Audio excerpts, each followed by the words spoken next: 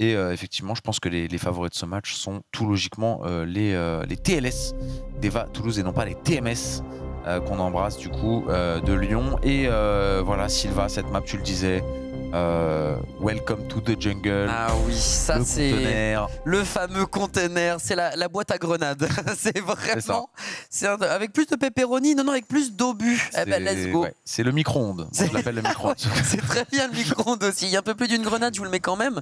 Oui, tu peux y aller. Là, en avant, Guingamp. C'est parti. On va commencer à mettre les premiers bijoux voilà, à l'intérieur de ce micro-ondes. Ça ne connectera pas assez pour tuer, mais on le voit prendre des risques. Eh bien, on en paye le prix. On bombarde à droite, à gauche, mais on est en supériorité numérique. Et là, on sent que le moindre dérapage peut être fatal. Il y a du revenge kill dans l'air. Et c'est compliqué, même en étant en 4v2, de prendre l'ascendant sur un adversaire, sachant qu'en face, on est ultra réactif. Ouais, effectivement, Zaybux qui va prendre le téléporteur, Rin qui va tomber ici, Zaybux qui va encore attendre ses adversaires. Yoshat qui va prendre un très bon kill. On rappelle que le point est pour le moment au TLS. Attention, bonne réaction de la part des Havrais qui essaient de se jeter un petit peu dessus. On arrive à prendre quand même quelques kills, mais malheureusement, tentative qui va vite être désamorcée par Zaybux. Oh, elle est belle la ligne. Ouais, très très bonne opération là, hein, de la part des Toulousains qui arrivent à garder pour le moment ce drapeau et ce container. Safe Vitaldi, lui, de son côté, qui va se positionner également. Les NC2A du Havre là qui cherchent un petit peu les solutions, qui s'attendent surtout et qui vont pouvoir proposer une offensive collective, mais ça a l'air de pas passer puisque Talion vient de tomber. Ah mais c'est Unlucky et la Guette, il a quand même une ligne de faux malade, il voit son adversaire traverser malgré les fougères. Ça va connecter, il n'a plus beaucoup de points de vie, il va devoir attendre que sa barre, sa jauge de points de vie simplement remonte au max et derrière on continue. C'est du tir au pigeon, on a des lignes, on va les changer. J'aime beaucoup ce que propose Zaybux puisque il sait qu'il a fait son élimination. Donc l'information est spread et partagée à vos adversaires. Il change d'entrée, histoire de ne pas être repéré. Et là, sur le duel direct, il s'accroupit. Mais un HP J'ai ici un HP. Il s'est accroupi à la vitesse de la lumière. Il avait son instinct de Jedi, Zaybux. Ah ouais, il a survécu vraiment pas grand chose là. Il est resté un HP littéralement et il a pu eh bien, retrouver sa santé pleine. Je vous rappelle, hein, pour vous régénérer votre santé, il faut tout simplement que vous soyez hors d'un combat, on va dire, ou que vous ne preniez pas de dégâts pendant les secondes qui suivent. Zaybux a un double kill ici, encore très très low HP, il s'en sort à rien à chaque fois de mourir. Et là, on a réussi à faire le full team sur les NC2A, pardon. Et voilà, jungle, on le rappelle, Sylva, cette map. Clairement, quand on a le contrôle map, c'est très très dur, même collectivement, de proposer quelque chose pour essayer de sortir. On se fait un peu enfermer. Là, on va voir les grenades partir. On voit Glutonax qui tente quelque chose, mais on a les bonnes lignes du côté de Zaybux. Voilà, on va pouvoir prendre un kill sur Yoshad assez facilement. La grenade bien envoyée, mais qui suffira pas hein, pour tuer Zaybux ici. On va essayer de monter du côté de Glutonax. Ça y est, voilà, on va peut-être pouvoir débloquer la situation pardon, avec ce premier kill. Ouais, on est encore 3 hein, du côté des Toulousains. Donc le problème c'est que dès qu'on prend la possession finalement du rythme et on est obligé de le faire, et bien même si on va tuer le meilleur joueur de cette partie, et bien derrière tu as 3 autres coéquipiers qui attendent patiemment, qui ont les lignes. Et regarde ça, il met quelques bastos. Limite il joue au Vulcain, il pourrait, hein, et c'est au coup par coup, tu vois, qui bombarde et ensuite il se repositionne. Et à 85%, à moins qu'il y ait une pluie de grenades, ça semble très compliqué. Regarde ça, il fait même des pré-shots sans trop se soucier, qui va bloquer la ligne et qui va forcer du coup. Et c'est ce qui s'est passé. Talion allait à droite et l'équipe l'attendait pour le cueillir froidement. Ouais, clairement. Au final, on a vu le Havre dans la difficulté sur cette première carte et ça va être une défaite claire et nette. On n'a pas eu l'occasion de montrer vraiment de quoi on était capable et les armes on avait du côté des NC2A. Et ce sera donc un 100-0 d'entrée pour les Toulousains. On pouvait, je vais pas dire s'attendre. Oh, et on nous a fait des petites pancartes avec nos pseudos, avec des cœurs et tout, je crois. Non, j'ai pas vu. Oh, je crois que j'ai vu sur la caméra. Il me semble, hein, je suis pas sûr. Alors si c'est pas ça, c'est un cauchemar. T'es mégalo. Si c'est pas ça, c'est la honte de ma vie hein, que je vais me taper. Mais il me semble.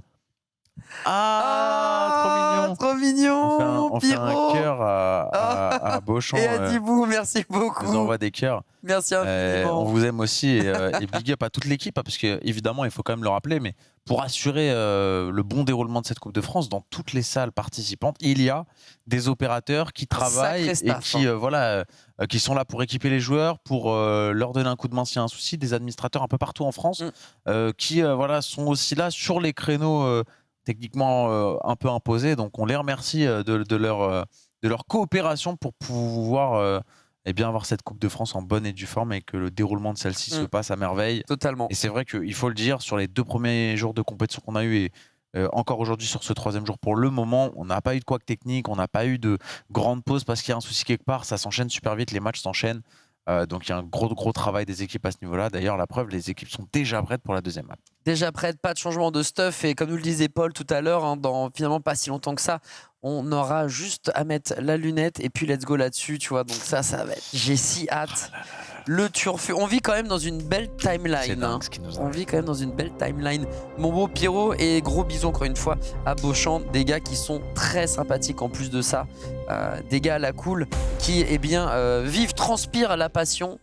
Et la passion d'After H, et ça c'est vrai que ça régale. Allez, let's go là-dessus. C'est parti, et les premières bastos partent et on va remporter son duel, mais c'est du 2 pour 1. Le Revenge Kill ne se fait pas attendre du côté de la team toulousaine. On est bien positionné, attention, on va flanquer derrière. Xaldrin qui ne s'y attend pas, let's go. Le kill est fait.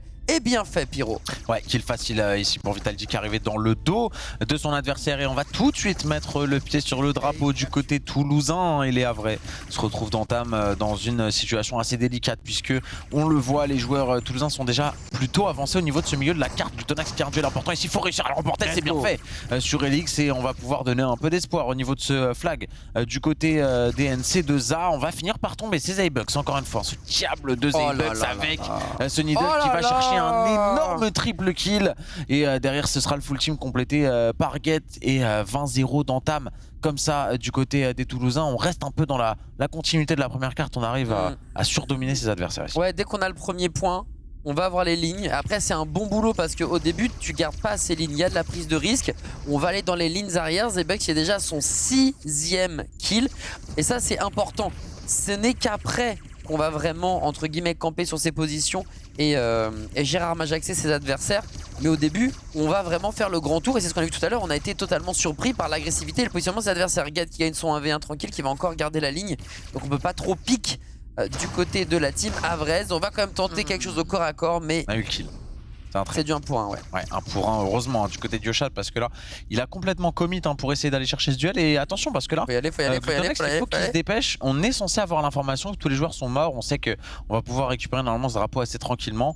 Et voilà, on apparaît à peine du côté de Vitality et de Get. Zaybucks qui suit Elix qui va pas tarder à arriver. Glutonax, voilà, intelligemment qui va prendre une position assez avancée au fusil à pompe ici pour pouvoir empêcher les joueurs des TLS de passer. Et il décide finalement de se montrer Glutonax et c'était peut-être pas l'option à choisir finalement. J'ai pas trop compris pourquoi on n'a pas essayé de gagner un peu de temps. Et Vitality qui va faire le tour ici avec cette MP52 et qui va pouvoir venir prendre le kill sur Yoshad et derrière il va finalement, alors je ne sais pas ce qui s'est passé, a priori c'est un admin qui a décidé de le tuer, peut-être qu'on a couru, attention ce qu'on va faire. J'ai l'impression, les admins ont la main aussi là-dessus. Si un joueur ne respecte pas certaines règles, passe à travers certains obstacles par exemple alors qu'il n'a pas le droit, eh bien il peut être kill directement par l'admin. Donc on a dû faire une petite bêtise. Ouais, je pense effectivement il a marché très vite. Je crois que marcher très vite c'est un synonyme de courir. Donc il y a un monde où effectivement Pyro, t'as raison, on l'a remis dans le point de réapparition. Oh, par contre on l'a vu trop belle. Mais il y a toujours du revenge kill et c'est dommage. Tout à l'heure sur l'action on avait peu de points de vie en 3v2. On a décidé de sortir du côté de Bluto instantanément alors que peut-être il va falloir être full life et y aller ensemble. Il y a toujours ces petites désynchronisations d'équipe. La communication aussi doit pas forcément être si simple. Et puis il y a l'adrénaline, le stress qui doit évidemment te faire perdre parfois tes moyens ou la lucidité. T'es un peu en mode tunnel vision. Mais ça se corrige évidemment au fur et à mesure. En tout cas pour le moment on sent que les Toulousains ont la réussite au niveau des duels, ont toujours quelqu'un pour revenge rapidement et en plus ont parfois des routes qui surprennent comme c'était le cas finalement dans le match précédent de ce que nous disait Lyon. Bah oui, les Omino DLC avaient des lignes qu'ils ne connaissaient pas du tout. Très belle grenade de la part de Elix, hein. On l'a vu arriver, elle a fait son petit kill. Zaybucks encore une fois avec ce shotgun qui va venir au corps à corps chercher ce kill et les Toulousains qui je vais pas dire avec plus de mal, mais c'était un petit peu moins autoroute que la première game. On a eu quand même un peu de répondants côté NC2A. Pour autant, on va pouvoir s'imposer assez largement du côté toulousain sur cette deuxième carte. On est allé chercher 11 points quand même du côté des NC2A et ça suffira évidemment pas, mais on sait que dans les conditions dans lesquelles ils jouent habituellement, c'est très différent pour eux de jouer contre une équipe sur ce genre de cartes et sur ce type de grande map. Donc voilà, hein, une prestation déjà un peu plus satisfaisante, j'ai envie de dire, un peu plus de répondants, surtout sur le début de la map, mais encore une fois, l'équipe toulousaine qui écrase un peu la concurrence sur cette. Ouais, c'est ce que tu nous avais dit, de toute façon, c'est ce que tu avais pressenti et c'est ce qui est en train de se passer. On prend doucement, finalement, le train en marche du côté des Havrais. Ça s'est mieux passé sur CRS, c'était pas leur carte. Donc là, on va aller sur Helio Station avec 3 points. C'est cool, on m'a expliqué. Il y a aussi des vitres Santin où toi, tu vois, mais l'adversaire non. Ce qui me rappelle Mira dans un autre jeu vidéoludique. Et c'est un personnage qui est tellement fort puisque l'information, c'est le pouvoir, le savoir, c'est le pouvoir, même dans les FPS. Et puis, ce système de grille aussi, que je trouve hyper intéressant. Ouais. Donc, c'est peut-être la meilleure carte, finalement, pour les Havrais à prendre pour remonter et recoller au score 2-1. Là, je pense que vraiment, stratégiquement, c'est le meilleur choix possible, Pyro. Bah, de toute façon, s'ils n'arrivent pas à gagner, ils sont éliminés. Ah, de toute façon, c'est win or go. Donc, ça, c'est sûr. C'est sûr que c'est un peu compliqué. Et effectivement, peut-être une map un peu pour surprendre cette équipe toulousaine, qui pour le moment rend une copie très correcte dans cette rencontre. Peu de faux pas, peu d'erreurs. Et on prend justement ces Havrais, on les fait cuire pour le moment et on est presque à ça de les manger, mais il manque encore une map. Donc il faut se réveiller rapidement du côté du Havre ici et essayer de refaire baisser un peu la température dans cette rencontre. On est parti sur Helios Station, tu le disais, voilà, du décor aussi un peu amovible avec des plateformes qui se déplacent, du décor qui se déplace, les téléporteurs évidemment qui vont toujours amener cette dimension de niveau et de verticalité dans les cartes. Et bien sûr, ces 3 drapeaux de domination, donc concept exactement le même que quand il y en a un. Sauf que, eh bien, on peut marquer 3 fois plus de points, on peut en marquer 2 fois plus quand on a 2 drapeaux. On peut ne pas en marquer et être en position latérale de sécurité. Exactement, parce que 3 drapeaux capturés pour une seule et même équipe, autant te dire qu'au niveau du score, ça va extrêmement vite. Tu m'étonnes. Ça peut vraiment permettre de snowball. Ouais, là, en fait, il va y avoir une vraie bataille pour la Terre du Milieu. Vous l'avez déjà vu dans un film et une trilogie ou un bouquin.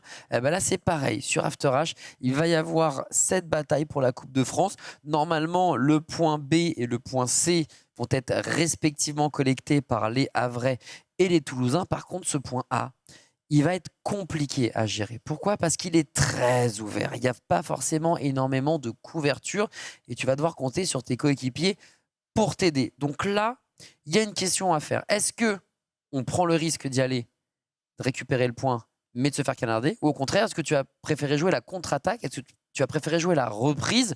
Mais dans ces cas-là, quand tu joues la reprise, c'est à toi de créer le jeu. Et en face, ils auront les lignes. Donc c'est toujours cette idée de est-ce que tu veux créer l'explosion, créer la surprise, ou au contraire, est-ce que tu préfères être défensif, avoir ta ligne et quelque part être moins surprenant, parce que quand tu as ta ligne, tu bouges pas forcément. Donc si on vient te chercher, t'as intérêt à être ultra réactif. Ouais, ultra réactif. Et pour te donner un ordre d'idée, c'est vrai que les semaines passées, on a quand même eu l'impression que sur cette carte, pendant qu'il y a une petite pause technique, hein, les amis, vous l'avez compris, on va attendre que ça reprenne dans quelques instants. Mais c'est vrai que sur cette carte, les 2 équipes avaient vraiment tendance à attendre l'erreur de l'équipe adverse. Et du coup, le point central restait très longtemps neutre, en fait. Et aucune équipe ne le capturait. Je sais pas ce que ça va être là. Moi, je suis un peu plus partisan de la stratégie que tu n'as pas vraiment citée, c'est-à-dire de jouer le point qu'on a avec un joueur ou 2 joueurs qui restent sur le point de base et 2 autres joueurs qui partent directement au drapeau à l'opposé, que l'équipe vient de prendre. Moi, j'aime bien c'est là parce que derrière, beau, ça c'est risqué. Ça force les joueurs à revenir sur leur point et ça libère l'espace au niveau du milieu de la carte. Vrai. Moi, j'aime bien ça, mais je ne l'ai pas encore trop vu. Après, c'est un peu voilà. Ça c'est strat expert plus en vrai. Non, je sais pas. Je pense pas. Je pense que ça a forcément dû traverser l'esprit des joueurs. Si ça se trouve, ils auraient une réponse claire. On leur posera la question. Une super mauvaise idée, tu vois. Et on pourrait leur poser la question pour savoir. Quoique, est-ce que je leur partage direct mes stratégies? Non, tu fais la compète. Non, faut que je le garde pour moi. Déjà, j'aurais même pas dû en parler là. Déjà, tu t'es grillé. T'aurais dû dire, Adi, t'as raison. Et là, tu fais quoi? Tu dis, voilà. Bah, du coup, j'aime beaucoup parce que le fait d'aller chercher le point extérieur crée une situation d'étau. Si tu gagnes effectivement ce duel, sachant que il suffit qu'il y en ait 4 qui partent au point 1 et un seul qui reste au point C, si tu pars à 2, t'as l'avantage numérique. Bah, et du coup, t'as le. Là, t'as les deux opposés, Voilà. tu forces l'équipe à aller du l'essuie-glace, tu peux capturer les deux. les taux qui se ferment. C'est ça. Elle est bien ta technique. Moi j'aime bien parce qu'en fait sinon, si tu tentes l'assaut sur le B et que tu le rates, et bah en fait t'es quasiment sûr de le perdre et du coup t'es sûr de commencer avec un drapeau et ensuite tu te retrouves en train de courir après le score plutôt que l'inverse. Donc bon, je sais pas, Sinon, à 5, tu pars sur le drapeau adverse direct. Tu fonces sur B, tu captures pas le tien, tu fonces sur B pendant que les autres se J'aime split bien aussi. sur A et C, tu vois. J'aime bien, moi, toutes ces conneries là, tous ces trucs un peu Un filous. peu cheesy. J'adore, moi, tu me fais, personne 2 sur le B, 2 sur le C, je suis refait, gros. Tu me proposes des petits strats sortis nulle part. Moi, c'est ça qui me régale. Les amis, on va partir justement sur Helio Station. Première fois qu'on la voit ce soir. Et 3e map de cette rencontre, on le rappelle. Première rencontre de la soirée, c'est Omino DLC qui a battu et éliminé les Valiants de la compétition sur le score de 3-0. C'est la route qu'on est en train de prendre dans cette rencontre également. J'ai l'impression qu'on est parti sur quelque chose d'un peu plus standard. 2 joueurs sur le C, 2 joueurs sur le B de chaque côté. Sauf que ce sont les TLS qui sont au niveau du point central et qui ont un petit temps d'avance sur les Havrais et qui vont pouvoir capturer assez rapidement finalement ce drapeau A. Donc tout ce qu'on a évoqué est complètement tombé à l'eau en l'espace de 4 secondes. En fait, il y en avait effectivement 2 de chaque, mais il y a un duel qui a été remporté très tôt du côté de Helix et ça a tout basculé. Et c'est ça en fait le truc qui fait flipper, je trouve, dans toutes les strats qu'on évoque toi et moi depuis tout à l'heure, des plus farfelus aux plus utilisés comme celle qu'on a vue là, c'est que dès que tu perds un joueur sur les maps à 3 points, ça te met dans une sauce. C'est dangereux. Donc c'est high risk, high reward. Et là, on a perdu le pointeau, donc on est déjà à 14% contre 8 quoi. Ouais, et ça commence forcément de manière un peu difficile. Du côté des NC2A, les Toulousains qui vont donc marquer, vous le voyez, 2 fois plus de points que leurs adversaires pour le moment, tant que cette situation reste intacte. Et là, voilà, c'est là qu'il faut vraiment jeter. Magnifique de la part de Vital'D qui va aller prendre ce double kill et qui attend l'arrivée de son 3e adversaire pour faire de même avec lui. Et effectivement, c'est là que il faut réfléchir à quelque chose, il faut faire quelque chose d'un aspect surtout stratégique ici. Du côté des NC2A, il faut prendre une décision, qu'elle soit collective, parce que si on y va un par un pour essayer d'aller reprendre ce drapeau du mid-map qui est bien conservé par les joueurs des TLS, eh bien on n'y arrivera pas. Donc il faut essayer de tenter quelque chose, aller sur le drapeau de l'extrémité, aller à 3 sur le drapeau central, mais en tout cas il faut se synchroniser, c'est ça vraiment la clé, parce que là, la pire des situations qui est en train d'arriver, c'est que les Toulousains, avec leur nombre de kills conséquents réalisés, vont pouvoir tout simplement prendre les 3 drapeaux. Ouais, je pense qu'ils peuvent même laisser le point C, les Toulousains, puisque c'est leur point de réapparition, et directement se positionner sur A et B, ou alors monopoliser B en sortie de point de réapparition et faire ce qu'on appelle des kill spawn, donc tuer dès qu'on sort du point de réapparition. Après, normalement, le point de réapparition est assez avantageux pour la défense, parce qu'il y a justement ces vitres teintées qui te permettent d'avoir l'avantage sur ton adversaire, mais quand on a un niveau de jeu aussi élevé que les Toulousains, même cet avantage-là peut-être n'est pas suffisant. Si c'est bon, on va gagner son duel. Et Dieu merci pour Talion, on va pouvoir récupérer enfin ce qui nous appartenait de base du côté Havrais. Ouais, tout à fait, on est même en train de faire un petit doublé, presque un triplé. Oh, c'est beau ça. Du côté des NC2A, j'ai bien aimé parce que là, on a fait 3 kills et on a réagi immédiatement. On est parti récupérer, on a envoyé un joueur sur chaque drapeau et ça, c'est la bonne situation, la bonne stratégie quand on sait que tous les adversaires sont morts. Ça sert à rien de prendre son temps, ça sert à rien de se mettre à plusieurs sur un drapeau. Il faut envoyer un maximum de joueurs sur le plus de drapeaux possible le temps que l'équipe adverse réapparaisse et c'est ce qu'ils ont fait. Ils possèdent désormais le A et le B. Les C vient d'être repris à l'instant par les Toulousains et on va maintenant essayer d'attaquer ce A ou ce B, mais cette 2 cap, cette 3 cap, pardon, elle a fait beaucoup de bien aux Toulousains. Il y a quasiment 30 points d'avance. Mathématiquement, c'est loin d'être fini. On peut remonter côté NC2A, mais la moindre 2 cap du côté toulousain pourrait vraiment quasi enterrer les espoirs des NC2A. Donc il faut réussir à maintenir cette situation. Il faut maintenir ce statu quo qui est bénéfique et sur le long terme va permettre au Havre de recoller au score. On vous le rappelle, c'est la dernière carte. Si le Havre perd, ils seront définitivement out de ce BO5 ou de ce FT3, comme vous voulez.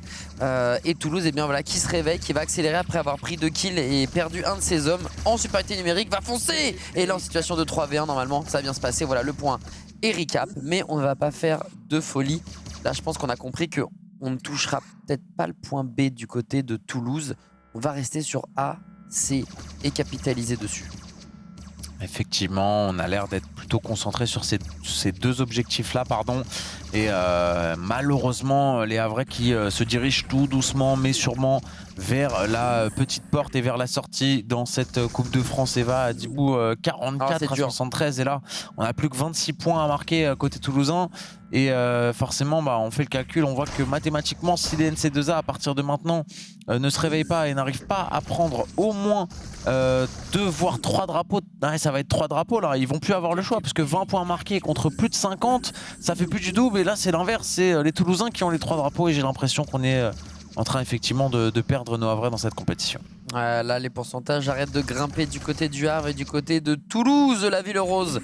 Ça ne fait que grimper. On essaie de mettre de la pression sur ces grilles, quitte à perdre 50% du DPS des armes que l'on possède.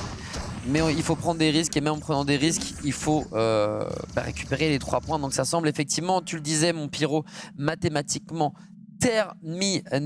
Toulouse qui a été très malin, qui d'entrée de jeu a bénéficié d'un clutch personnel, d'un duel remporté. Et bien sur ce type de carte, ça snowball très vite. Et on s'arrêtera là. Félicitations Toulouse, GG Wellplay, 3-0 contre l'équipe du Havre. Ouais, victoire sans trembler pour les Toulousains qui vont se qualifier également et qui affronteront donc les Omino DLC dans le match de la semaine prochaine dans le haut du loser bracket.